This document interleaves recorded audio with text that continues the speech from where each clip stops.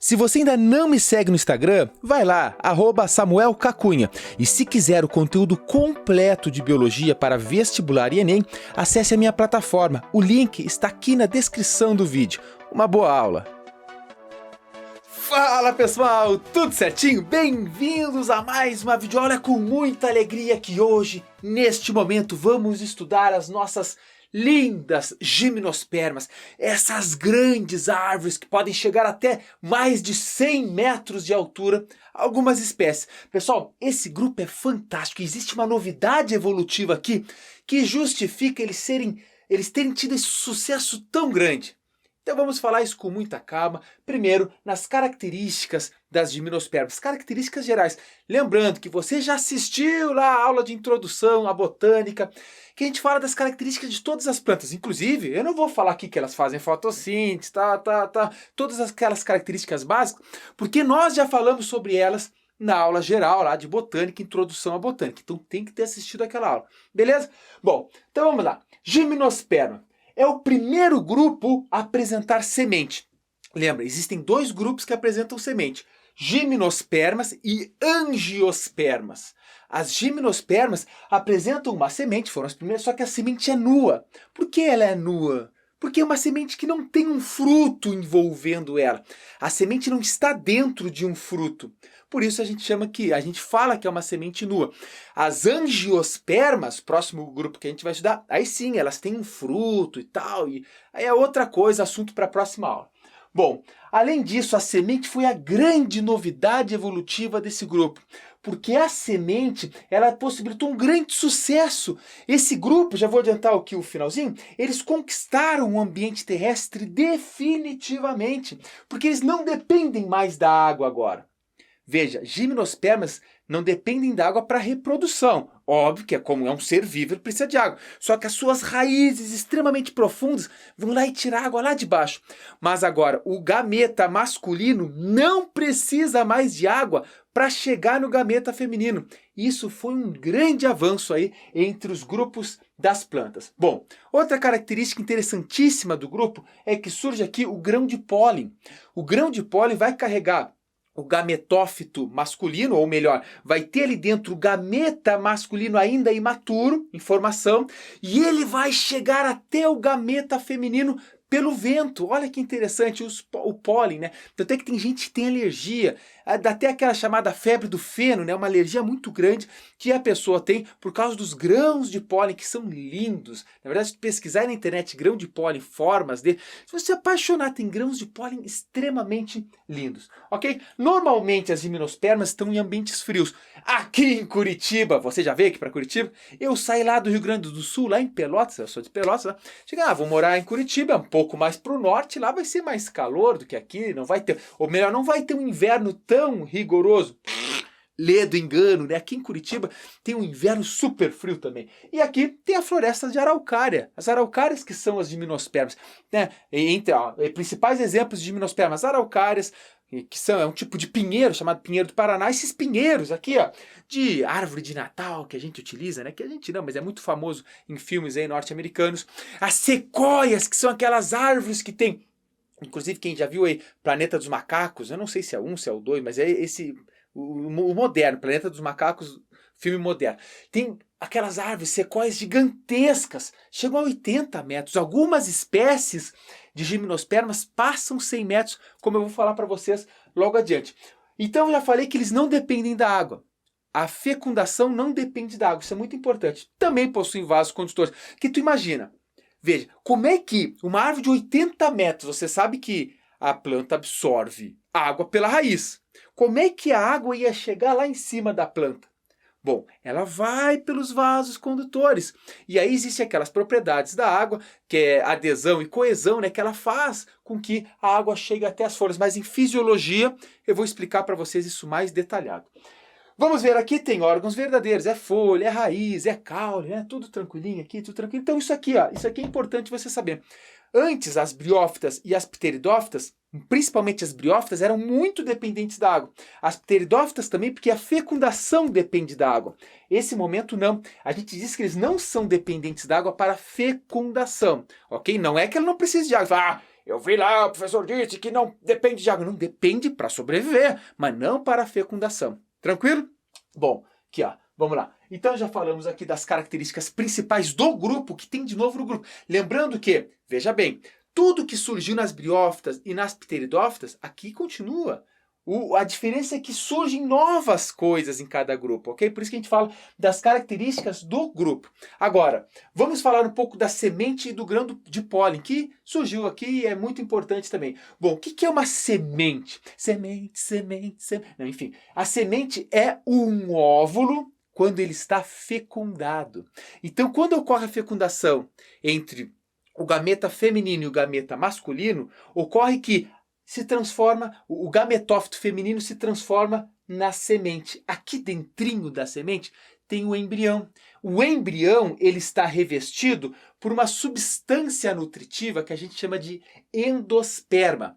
Então, endosperma é o que vai dar nutrientes para o embrião. Tu já te perguntou, se tu pega uma semente e planta ela, pega uma semente de pinhão aí e planta. Pinhão a gente come, né? O pinhão é a semente, né? Você planta. Você repara que o brotinho da árvore, ele vai nascer ainda sem uma folha. Aí eu te pergunto, pô, se ele não está fazendo fotossíntese, de onde é que ele tira essa energia para o brotinho nascer? Aqui, o endosperma, que é essa reserva energética, que sem ele, como é que ela ia tirar a energia? Não ia. Então tem que ter, ok? Essa reserva energética. Bom, existe um tegumento protetor que quando esse tegumento protetor, quando se transforma em semente, esse gametófito feminino, ele se é transformado em casca. Então a gente chama que é a casca, né? Pega o pinhão aí, tira nos dentes aquilo. É a casca do pinhão que está protegendo, o próprio embrião que está aqui dentro. Tranquilo? Beleza. Uma coisa interessante que às vezes as pessoas não sabem é sobre a pinha. Sabe o que é a pinha? Pinha, que a gente muitas vezes pega para botar na fogueira, pega fogo. A pinha é chamada de estróbilo e é um órgão reprodutor dessas plantas. Existe o estróbilo feminino, ou seja, a pinha feminina, e existe o estróbilo masculino, ou seja, a pinha masculina. Mas aqui é para o pólen. Então vamos lá. Tranquilão aqui, né, gente? Então o que é a semente? Recapitulando, a semente é formada quando ocorre a fecundação entre o gameta masculino e o gameta feminino. Ou seja, o óvulo é fecundado, pum, aí vai se transformar na semente, que é o que a gente come aí. Bom, grãos de pólen. O grão de pólen ele vai carregar o gameta masculino imaturo. Então o pólen ele vai voando. Olha que interessante, pessoal. Isso foi importantíssimo, porque agora ele pode... O pólen que sai de uma árvore pode alcançar uma árvore a dezenas, centenas às vezes de metros de distância. Isso aumenta muito a variabilidade genética no grupo, porque antes tu precisava estar a plantinha do lado aqui. Agora não. O vento faz a dispersão do pólen. E o pólen está carregando o gameta masculino que vai atingir o gameta feminino de uma árvore que está lá nos cafundó do brejo. E aí vai ocorrer a fecundação. Lembrando que o grão de pólen ele é formado no estróbilo masculino, na pinha masculina.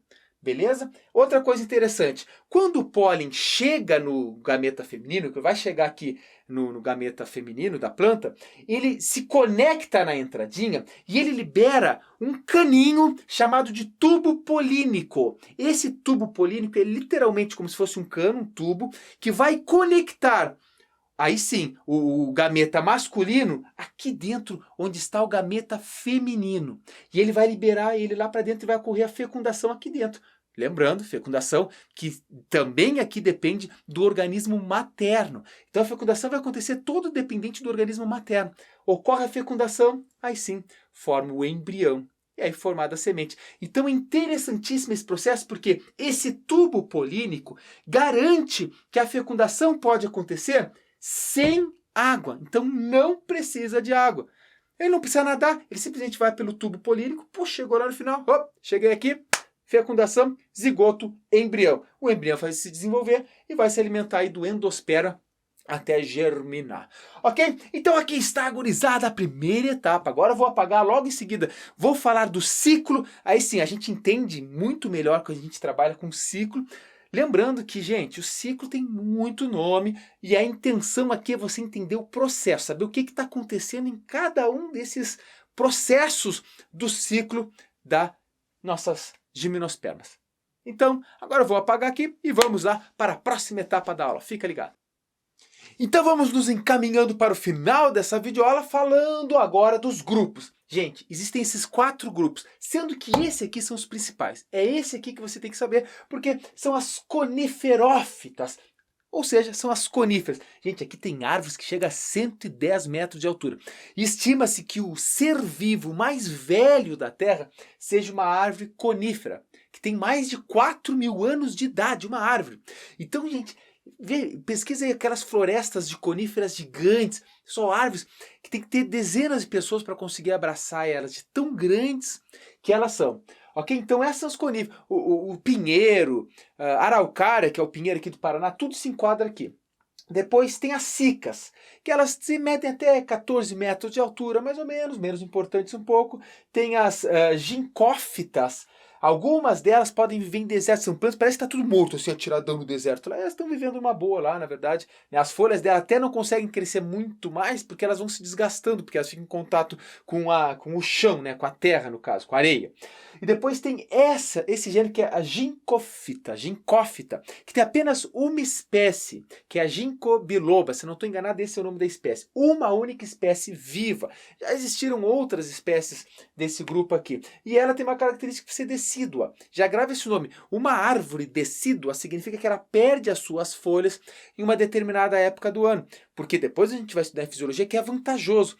Nessa época do ano é tão ruim a fotossíntese que vale mais a pena você perder as folhas para não perder água e ficar sob reserva de energia lá do amido que a planta armazenou. Ok? Então são esses 4 grupos, só para você saber que existem aí, ok? Mas é aqui, são as coníferas que a gente tem que se ligar, porque nós vamos falar dele, do ciclo das gimnospermas, que eu vou tentar simplificar eles para vocês, porque, pessoal, o que você tem que saber, se tu tentar encher o teu HD cerebral aí, com todos os nomes de todos os ciclos, de todas as plantas, depois dos fungos, gente, tu vai chegar no vestibular, tu vai te confundir.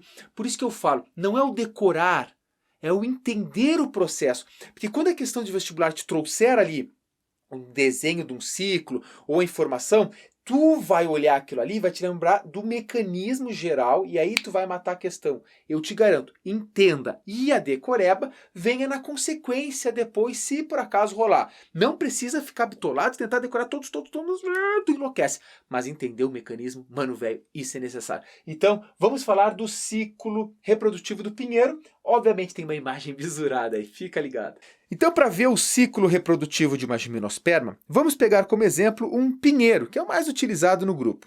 Eles costumam apresentar em um mesmo indivíduo o estróbilo feminino e masculino, portanto é um indivíduo hermafrodita, monóico. Os estróbilos, já falei para vocês, são chamados de pinhas. Neles são formados os esporos, que aí sim, pessoal, são os esporos que darão origem aos minúsculos gametófitos. Portanto, o que é liberado não é, tu fala o pólen é esporo. Não, muito cuidado. O pólen é o gametófito masculino. Em determinada época do ano, os estróbilos masculinos vão liberar esses pólens, vão liberar então os gametófitos. É aqui que será produzido os gametas masculinos. Mas te liga, mano velho, os grãos de pólen eles são levados pelo vento. Quando eles atingem um estróbilo feminino, no caso o estróbilo feminino vai estar ali dentro com o gametófito feminino, o pólen ele vai formar o famoso tubo polínico. Esse tubo polínico penetra no óvulo e vai crescendo, até atingir, aí sim, o já diferenciado gameta feminino, que é chamado de oosfera. Bom, quando esse tubo polínico atinge a oosfera, o gameta masculino, que já se juntou com o gametófito feminino, ele vai fazer essa transferência. Portanto, o gameta masculino vai se juntar ao gameta feminino, ocorrendo a fecundação e formando o embrião. O óvulo agora passa a se desenvolver em semente. Lembra que eu disse para vocês, quando o óvulo é fecundado, forma-se a semente. No caso dessas árvores, aqui a gente chama de pinhão. Nesse caso, então, a semente, depois de ter formado, né, a semente, essa semente vai ser dispersa, ela vai sair fora da pinha e se chegar num ambiente favorável, vai germinar e vai dar origem a um novo esporófito. Lembra, esporófito é a árvore que vai formar os esporos. Relembrando, pessoal, os esporos não são liberados no vento. Os esporos se diferenciam em gametófitos e esses gametófitos nós vamos chamar, no caso do masculino, de pólen. Portanto, aqui o esporófito maduro, a árvore, ela é 2N. E para formar os seus esporos, ela vai fazer meiose. Então é meiose espórica. Esses esporos se diferenciam em gametófitos e segue o ciclo, ok? Não te atenha muito em decorar tudo, entenda o mecanismo geral que tudo vai fazer sentido para você. E para finalizar agora vamos falar um pouco da importância das gimnospermas. Elas têm uma grande importância e você vai entender por quê. Primeiro, como plantas ornamentais. Sim, tem gimnospermas que a pessoa pode utilizar como enfeites na casa, plantar na volta, algumas árvores e tudo mais. Outra, lenha, papel, móveis, casas inteiras que são construídas a partir da lenha do tronco dessas árvores. Tanto é que isso aqui tem uma coisa muito interessante. Às vezes fala-se em reflorestamento. Então eles pegam, vamos reflorestar essa área. Aí os caras vão lá e plantam um monte de pinos. Ah, tudo bem, mano. Pinos, beleza. Mas pinos nem nativo é dali, por exemplo. Então não é um reflorestamento. Reflorestamento tem que ser feito com espécies nativas. E às vezes tu pega uma espécie que não é nativa daquela região e planta só para fazer que é reflorestamento. Uma banana não é reflorestamento nada. Aquilo lá é produção excessiva de madeira. Então vai ter um desequilíbrio ambiental naquela região. Pensa nisso e a gente volta a falar em ecologia. Além disso, as gimnospermas são extraídos óleos e resinas, que são feitos a partir deles de diversos remédios, cosméticos, perfumes e outras coisas. Além disso, a alimentação. Você sabe que o pinhão, né? O pinhão que inclusive aqui no Paraná ele é muito apreciado, muito vendido, as pessoas adoram, né? A cozinha lá depois só comer é bastante nutritivo, porque quando tu come um pinhão, tu está comendo a nutrição que seria do embrião ali, né? Então é muito interessante. Ok, gente? Assim vamos ver se eu não esqueci de nada. Olha para cá, olha para lá. A aula de gimnosperma tranquila, assim, ó, entregue para vocês de uma maneira bem simples. É óbvio, se você for estudar esse ciclo todo num curso superior, a gente tem que se aprofundar muito mais. Mas para ensino médio, o meu conselho que eu dou aqui, até porque não é comum cair esse ciclo, cair tudo. Então não gasta muito HT, entende, tu tem que entender o processo, ok? Entender o processo, entender o mecanismo, tá tranquilo, gurizada. E eu estou contigo. Um grande abraço e até a próxima videoaula.